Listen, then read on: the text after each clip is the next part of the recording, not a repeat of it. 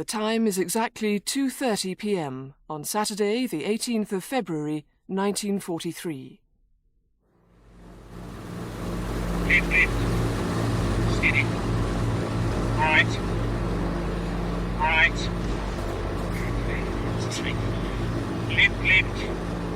Lift. Steady. Right. We knew that it was lethal to stay straight and level. As you were running into the target, you couldn't weave any longer. They had time to fuse and send a shell up there. It was all the time they wanted. That I would have to go straight and level for the bomber to drop the bomb and take the picture needed nearly half a minute. Half a minute is an eternity. Being straight and level. It was like being on the stage in the spotlight, bags of panic. Right. This is the story of the final mission of RAF Lancaster bomber WF-183, call sign O Orange, which took place on Saturday the 18th of February 1943. It is also the story of all the many men and women, British and German, whose lives were irrevocably changed by that night bombing raid. Steady. Close, right. Left. We present Bomber, a documentary drama based on the novel by Len Deighton, dramatised by Joe Dunlop. Starring Samuel West as Flight Sergeant Sam Lambert, Emma Chambers as WAF Corporal Ruth Lambert, Jack Shepherd as Oberleutnant August Bach, featuring Frank Windsor as Air Marshal Sir Arthur Harris, and narrated by Tom Baker. Bomber.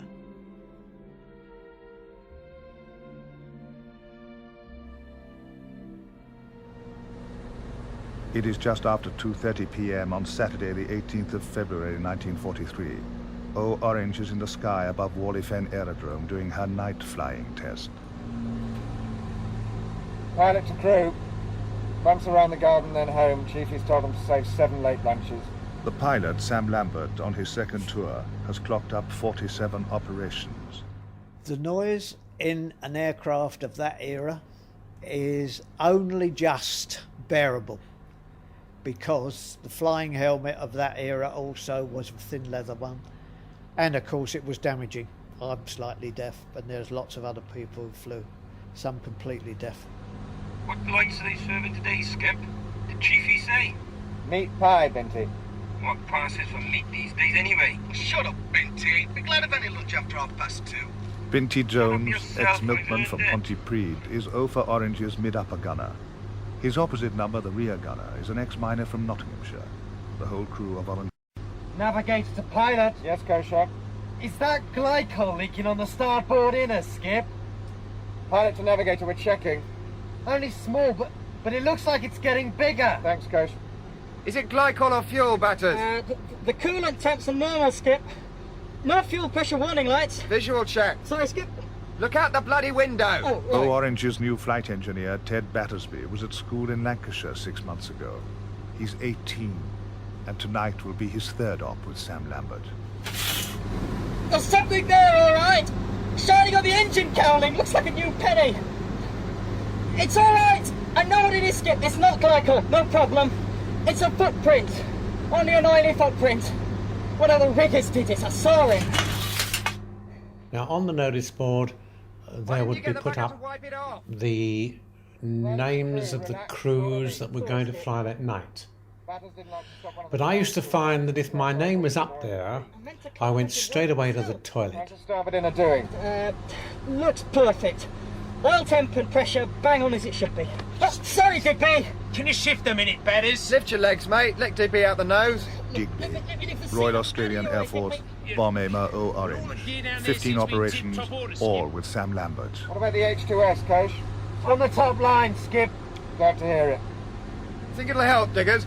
Yeah, well, you know me, Sam, always optimistic. But the blighter's broken down every flaming op so far. Did they tell you where we're going tonight? 1,300 gallons. Looks like we're going to bomb Adelaide. Very funny, yeah. Steering right 45. Flaps up, Batters. Flaps up, Skip. Pilot to wireless operator. Jimmy here, Skip. Getting a test done. I'm only going round once, mate. Wireless operator to pilot. Affirmative, Skip.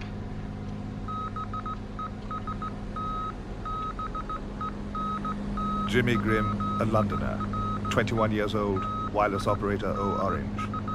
Seated aft of the navigator on the port side facing forward, Jimmy has the astrodome above his head. The area shared by the pilot, the flight engineer, the bomb aimer, the wireless operator and the navigator isn't much larger than a big family car. This was Jimmy Grimm's favorite test. Best bent wire tins, best bent wire tins.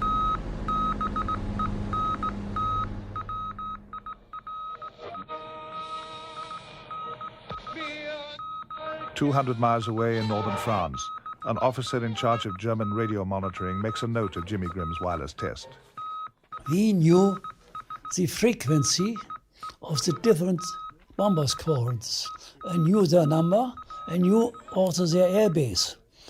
And in the afternoon, those squadrons which would fly the night air raid, they checked their wireless. And our people listened to that and they could tell me, tonight we guess we will have 500 bombers from squadron so-so, squadron so-so. They come from that base, that base, that base, that base. A message to that effect is sent to the CNC Luftwaffe Night Fighter Command at Dielan.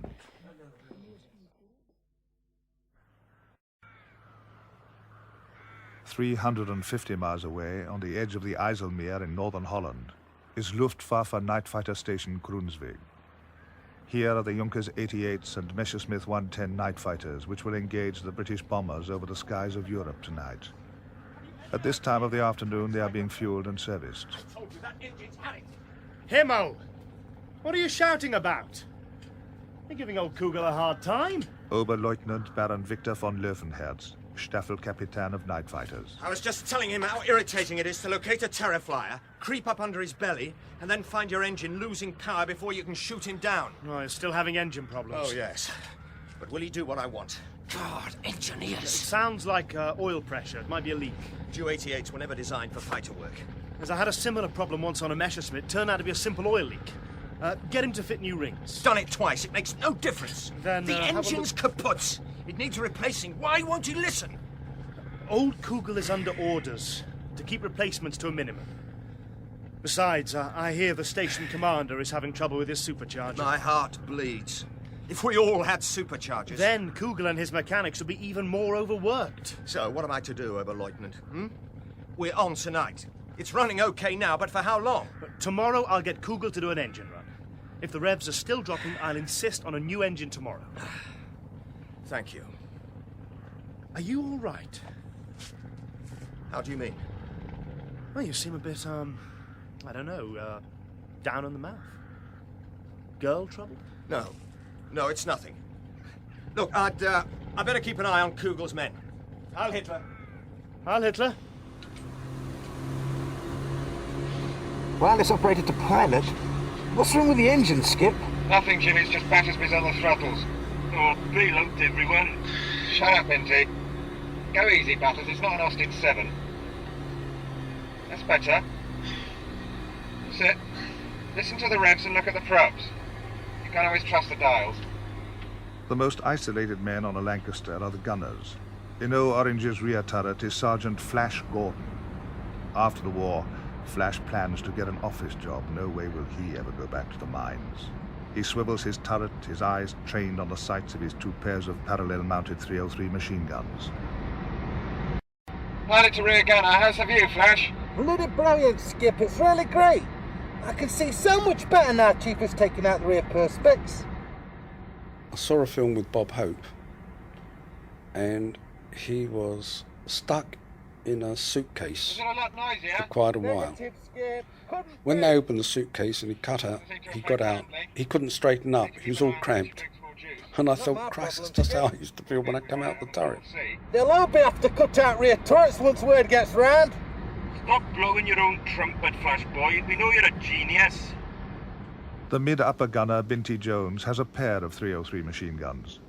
Neither gunner has contact with the rest of the crew except through the intercom. You're only jealous. Aye, the Gordon turret. That's what they'll call it. Or the flash-outy turret. Eh, Skip? Pilot to both gunners, dry out. Good roost below us, Skip. Roger, Flash. You're thinking of moving here after the war, Sam? Sorry, Digby? You and the missus, after a nice little thatched cottage with a garden gate? Why'd you say that? Well, you always take us over this way. Hey, look, Sam, starboard on the beam, another Lancaster. Factory delivery, no markings. Replacement machine. Yeah, probably a Sheila at the controls. Don't get too close, Skip. Don't worry. 2650 plus 4, batters. 2650 plus 4, Skip. Coolant to 105, oil 90, pressure 70, Skip. Pilot to rear gunner. Yes, Skip. Can you see the Lanc off the starboard side? I even see the colour of her hair. Looks all right. Keep your hands up your weapon, Flash boy. All right, your boxes of tricks okay, Navigator? Navigator to pilot, seems to be working. Good. Pilot to all crew, we're going home. O Orange begins her descent towards Whalley Fen Airfield, the mile-long runway clearly visible like a black line across the countryside. Tonight, in the dark, it won't be quite so easy to find.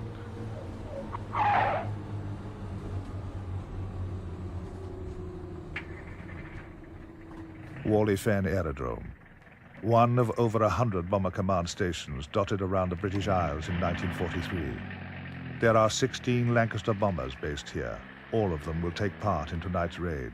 To be working out on dispersed areas with a icy wind blowing, because aerodromes are always selected to be in the coldest and most hostile weather conditions that you can imagine. During the morning, the pilot snag lists from the previous night's operations have been studied by the ground crews and repairs and replacements carried out. Now, most of the aircraft on their concrete circular stands are being fueled and bombed up, ready for takeoff early this evening. Some of the smallest nuts and bolts are in the most inaccessible places, and to get your hands when they were blue down and tighten up in a 6BA nut and bolt, it's you know, it takes some doing. B-Flight office. Airman Clerk Eric Sedge types up crew schedules.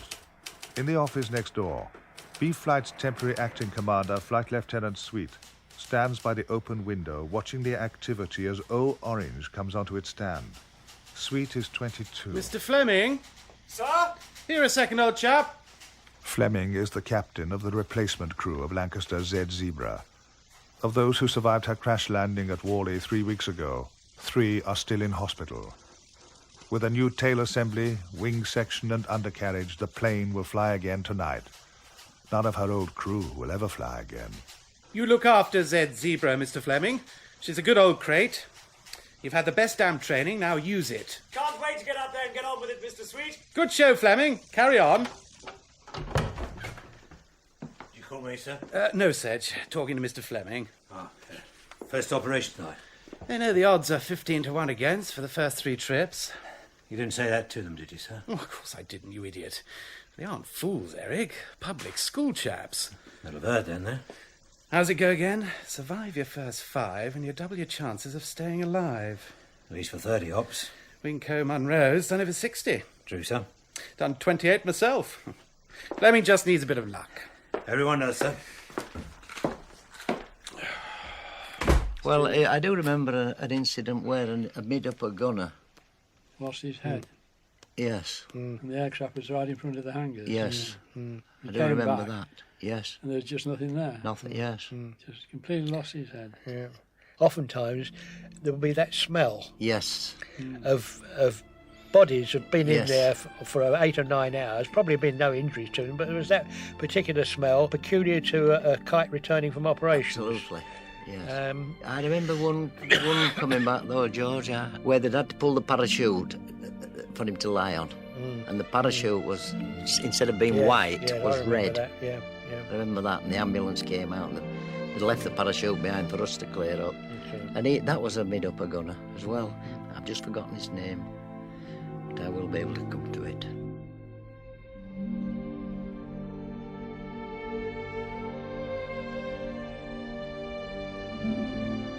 It was a nice old German town with these typical market houses with these old fronts, different roofs, with much old culture, so very nice.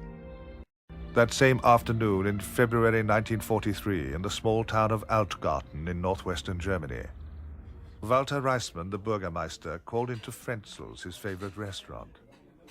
Only a small affair, mind, Herr Frenzel? 18 guests. Yes, Herr Burgermeister. Even so, we must make it special. There is a war on. Like the Führer, we must live simpler lives these days.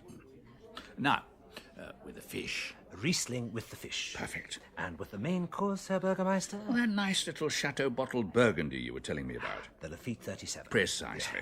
And, of course, champagne for the toasts. How many bottles? Just keep it coming till I tell you to stop. Oberleutnant Bach. Good day. Fraulein? Good afternoon. Herr Bürgermeister, good afternoon. Happy birthday. I'm sorry you won't be here for the party. Duty first, I fear. Fritz wants to lay on an evening such as we used to have before the war. But I was just saying, we have to make sacrifices, even in a quiet little backwater like this. You returned to Holland today? Within the hour. Well, I mustn't detain you from your meal. Your table, sir. Heil Hitler! Heil Hitler! Friend, who is that pretty little thing with him? His housekeeper. Oh. Well, his wife has been dead over a year. She's rather young for August. He must be pushing 50. Her father is a high-ranking official in the propaganda ministry. Oh, not just a pretty face, then. Well connected. Crafty old August. Now, where were we? Now, the champagne. You had no right to order alterations without my written authority, Sam. I don't know what you're talking about. Sam Lambert and Flight Lieutenant Terry Sweet in B-Flight office at Whalley Fen. The blasted rear turret on O Orange. You told Worthington's riggers to leave the perspex off. You just told me. Look, it would have been good manners to at least check with me. I am meant to be B-Flight commander after all. I did. I left a note on your desk. Well, I never saw it. I got it back with your signature on it. Huh? Yes, ask Eric. No, I signed so much. Look in the file if you don't believe me. All right. Subject closed. We're on tonight. Big op. Briefing for captains and navigators at 15:30. We'll be ready. See, you are. I want B-Flight to be the best damn bomb delivery service in group. So how's it working out, this rear turret thing? Well, Flash says it's terrific. Eric! Sir? Where's my tea? Want some tea, Lambert? No, thanks, sir. I have a late lunch waiting.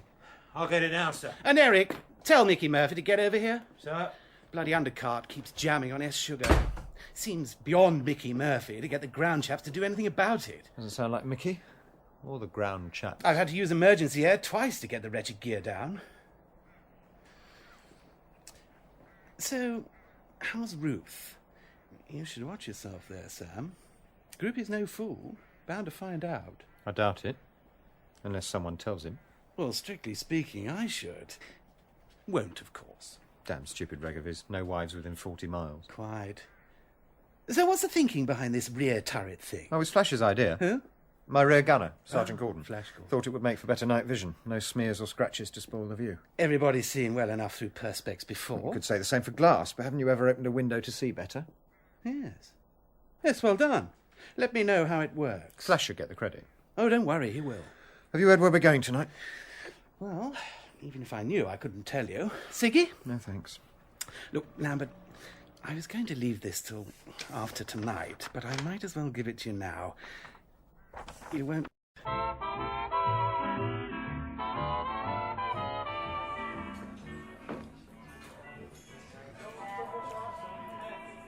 Aren't you going to your pie, Flash? I'm not hungry. The crew of O Orange and the sergeant's mess.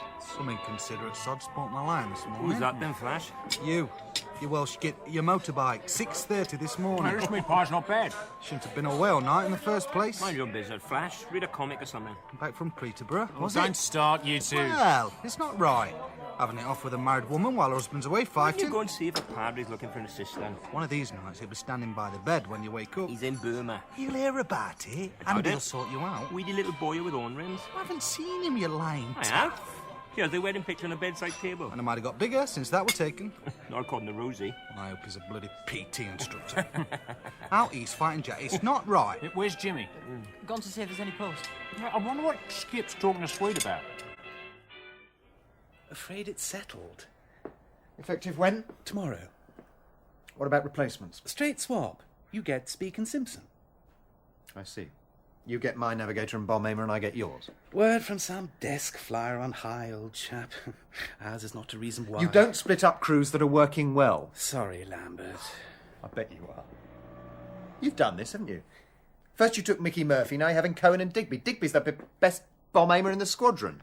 My chap Tim Speak's pretty good. I hear he's windy. And your navigator Simpson's a no-hoper too. I don't care for your tone, Lambert. What are you trying to do, sweet? Have the best crew in the group to cover your back? Do you think that's all it takes? I'd be careful what I said if I were you. You don't split crews up. Cohen's put in for a commission. He doesn't want to fly under a sergeant. You know, Lambert, these paranoid speculations of yours are very interesting. I think you're the one who wants a crew to watch your back. Oh, bugger off.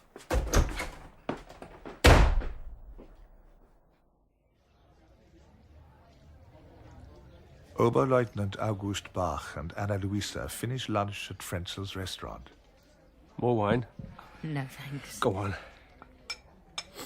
The sausages aren't what they were. I think the British have some kind of secret weapon. A man flicks a switch in London and every sausage skin in the Ruhr splits from end to end. The Burgermeister keeps looking at me. Because you're so pretty. No. It's because you are a Luftwaffe Oberleutnant and I am a little housekeeper. Nonsense. Well, not many people of your rank would take their servant to lunch. They would if they were in love with them. Oh. I asked you here this afternoon because I want you to marry me, Anna Luisa. Oh. Young Hansel adores you. And I him. Now, I know I'm not a young man, but I do love you, and I'll do everything I can to make you happy. Well, what do you say? I've loved you for a long time, August. But you never said. I didn't dare hope. No. Oh, my head's in a whirl. You aren't used to drinking in the afternoon. No. When do you have to leave? The car's coming at 3. Let's go back to the house now. I want you to make love to me.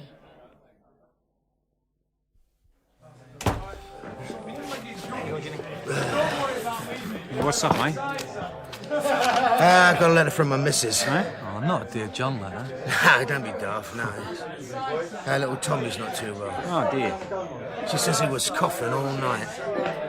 Look, Jimmy, you know standing order says you can't have your wife living less than 40 miles from base, right?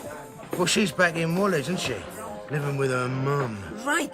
But it doesn't say a dicky bird about having other people's wives, does it? Look, don't you ever think of anything but Sheila's? I can't just see Jimmy's not in the mood for jokes. Well, I hope this Rose's husband's in the Marines. That's all I bloody hope. Look, baby's a crook one minute and bouncing fit the next. I wouldn't worry about it, Jimmy. Well, how do you like it, Binty? Out there fighting for your country and some poxy little Welsh cuckoos in your nest shagging your wife. You're the one that sounds cuckoo to me, you. Yeah! All right, that's enough. I mean, how's tea? Save it for the Jerrys. Where are you going, Flash? For a walk. Good idea. He fancies her himself. Look, why do you keep rubbing his nose in it? Well, you better sort it out with him and quick. I mean, that's all we need, a rear gunner who hasn't got his mind on the job. But he started it. Oh, like the Germans, you mean? I mean, who gives a tuppenny cuss who started it? All I want to see is the bloody thing finished. We had a lot of colonials, I mean, Australians, Canadians, New Zealanders and South Africans. I mean, they had less regard for RAF discipline than we did. What's he saying, Sam? Who? Sweet. Saw you in his office. Giving you the benefit of his vast experience, was he? Flight Sergeant Worthington, Chief Engineer Ground Crew O Orange. He say what tonight's target is? No. What's the bomb load? The train's on its way. Starboard Jenny on the top line, then? Seems to be. She was definitely giving us a volt up this morning. Bratches never took his eyes off it. If that Jenny acts up, watch your step. The accumulator could go up if it overloads. Well, whatever it was, you seem to have fixed it. Yeah. She's a good old girl, old Orange. Plenty of ducks in her. Grain crew obviously became attached to the aircraft, and obviously, if the aircrew managed to survive perhaps more than 3 or 4 trips, became attached to the aircrew as well. It was their aircraft. And really, We only let the aircrew have it on occasions to take over to Germany, and I used to say, well, bring it back in one piece, you know. Anything else, Chiefy? What's wrong, Sam? You know, Chiefy, when I told my old man I was joining up from 37, he said to me, "Why? What are you joining that bloody shower of toffs for?" Since Sweet took over the flight, I'm beginning to see what he meant. Yeah, not the way it was. Boys with bum fluff on their chops running the show. 48th trip tonight. Maybe it's time I packed it in. Is Sweet got it in for you? God knows. You look tired, Sam. Yeah, I'm all right. You sleeping all right? I keep having this dream. This little German kid's having his birthday. He bends to blow the candles out, and his head melts. Funny dream, eh?